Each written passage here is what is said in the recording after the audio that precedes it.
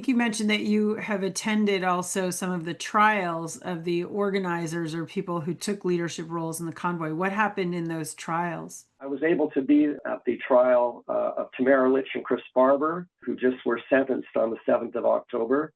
And I was able to sit through the verdict on the 3rd of April of this year. The judge will go back and forth and say, well, there was a mass mischief. I mean, considering that Tamara Litch, for example, didn't even have a truck, never honked a horn. And the judge acknowledges throughout that there were about 13 different convoys that originated from Quebec, from the Atlantic provinces, from Western Canada. Others came from Western Canada that were not part of the convoy that Tamara Litch was and Chris Barber were part of. Others came from convoys originating in Windsor, Ontario, and so forth. So there were people that didn't know who she was that were protesting there. But nonetheless, the judge says, well, there was a mass mischief.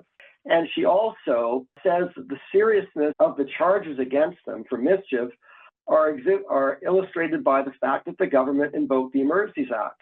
However, the judge never points out that in January of 2024, a federal court under Justice Richard Mosley determined that the government acted unconstitutionally and illegally when it invoked the Emergencies Act. So the judge in this case is cherry-picking information to cobble together her justification. And so it's very troubling because here we have many cases where people who are murderers, rapists, armed robbery, get out on bail the next day. But protesters related to the Freedom Convoy have been given a lot of punitive, consequences from.